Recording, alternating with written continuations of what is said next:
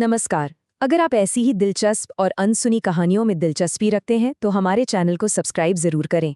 तो चलिए शुरू करते हैं ये दिल दहला देने वाली कहानी कि कैसे दोस्तों के बीच हुई एक मामूली सी बहस ने बदले की ऐसी आग भड़काई जो एक भयानक अलौकिक त्रासदी में जाके खत्म हुई।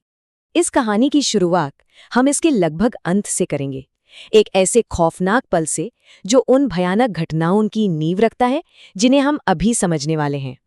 तो सवाल ये है कि आखिर बात यहाँ तक पहुंची कैसे? इतनी बड़ी तबाही की वजह क्या थी? ये सब कुछ शुरू हुआ दो दोस्तों और सबके सामने हुए एक अपमान से। तो देखिए, कहानी में दो किरदार हैं। एक तरफ है रोहित, अमीर, थोड़ा लापरवाह, और दूसरी तरफ है उसका दोस्त जतिन, जिसके सब्र का बांध अब बस टूटने ही वाला था। एक दिन सारे दोस्तों के सामने एक मामूली सी कहासुनी हुई और उसी बहस में रोहित ने जतिन को कुछ ऐसा कह दिया जो सीधा उसके दिल में एक खंजर की तरह चुभ गया। लेकिन अगर बात यहीं खत्म हो जाती तो शायद ठीक था। इस झगड़े को किसी ने रिकॉर्ड कर लिया और कुछ ही घंटों में ये निजी बेइज्जती फेसबुक पर एक पब्लिक तमाशा बन गई, और इसी चीज ने जतिन के अंदर बदले की आग को और हवा दे दी। तो चलिए अब आगे बढ़ते हैं और देखते हैं कि ये गुस्सा जतिन को किस अंधेरे रास्ते पर ले जाता है, एक ऐसा रास्ता जहां से लौटना नामुमकिन था। जतिन गुस्से में था, बेचैन था, और तभी उसके फोन पर एक अनजान नंबर से मैसेज आता है। एक ऐसा मैसेज जो बदला लेने का एक अजीब, एक सुपरनैचुरल रास्ता दिखा रहा था। अब देखिए, गुस्से और अपमान में डूबा इंसान सोचने समझने की ताकत खो देता है। जतिन के मन में भी शक था, पर उसने सोचा चलो देखते हैं कि यह सच है या सिर्फ कोई धोखा। और उसने रोहित की तस्वीर उस नंबर पर भेज दी। और असर दिखने में ज्यादा वक्त नहीं लगा। असली दुनिया में पहले रोहित के पिता को बिजनेस में अचानक भारी नुकसान हुआ, फिर रोहित खुद तनाव में रहने लगा। उसकी रातों की नींद उड़ गई। जतिन समझ गया था ये कोई मजाक नहीं था, ये जादू असली था। फिर जतिन को एक और मैसेज मिला, एक कंफर्मेशन।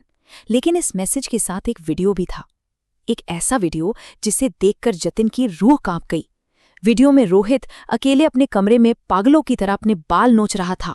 मतलब साफ था, ये खेल अब सिर्फ फोन तक सीमित नहीं था, ये डिजिटल दुनिया से निकलकर असलियत में आ चुका था। अब जतिन को खुद इसमें शामिल होना था। उसे कुछ निर्देश दिए गए, एक अनुष्ठान करने के लिए जो उसे इस अंधेरे में और भी गहरा खींचने वाला था। और इन निर्देशों के साथ एक चेतावनी भी थी, एक साफ साफ वार्निंग कि इसके बाद पीछे हटने का कोई रास्ता नहीं है, अंजाम बहुत बुरा होगा। जतिन अब बुरी तरह से फंस चुका था। और अब इस काले जादू का असर और भी भयानक हो जाता है, इतना कि वो रोहित को उसके दिमागी संतुलन की आखिरी हद तक धकेल देता है। रोहित की जिंदगी जैसे एक जीता जागता चलता फिरता डरावना सपना बन गई थी। उसे आईनों में काला साया दिखता, बाइक चलाते हुए लगता कि पीछे कोई बैठा है। रातों को अचानक एक डरावनी आवाज उसका नाम पुकारती। उसे लगता उसके बिस्तर के नीचे कोई है जो लगातार उसे घूर रहा है। वो दिमागी तौर पर बिखर रहा था। और इधर जतिन को आखिरी मैसेज आता है, फाइनल कमांड। पर शायद पहली बार जतिन को एहसास हुआ कि उसने क्या कर दिया है। उसके अंदर पछतावा जागा।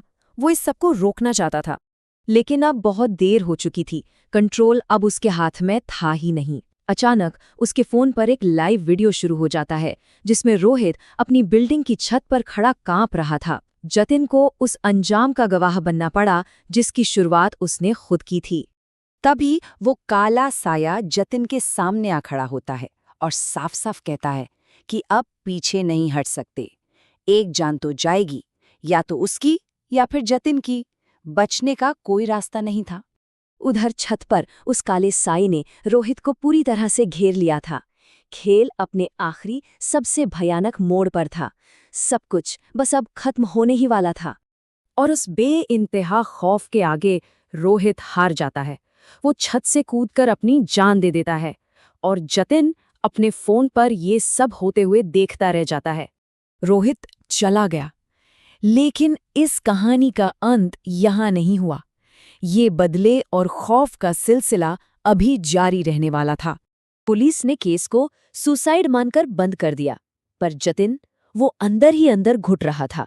जो उसने किया था, जो उसने देखा था, उसने उसे एक जिंदा लाश बना दिया था। और तभी उसका फोन अपने आप ऑन होता है।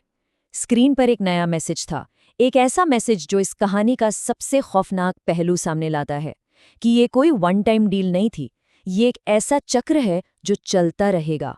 तो सवाल अब ये था कि क्या जतिन अब हमेशा के लिए इस खूनी खेल का एक मोहरा बनकर रह जाएगा? इसका जवाब उस काले साए से नहीं मिलता, बल्कि उसके मरे हुए दोस्त रोहित की आत्मा से मिलता है, जो अब जतिन के सामने खड़ी थी, इस खेल को हमेशा के लिए खत्म करने के लिए।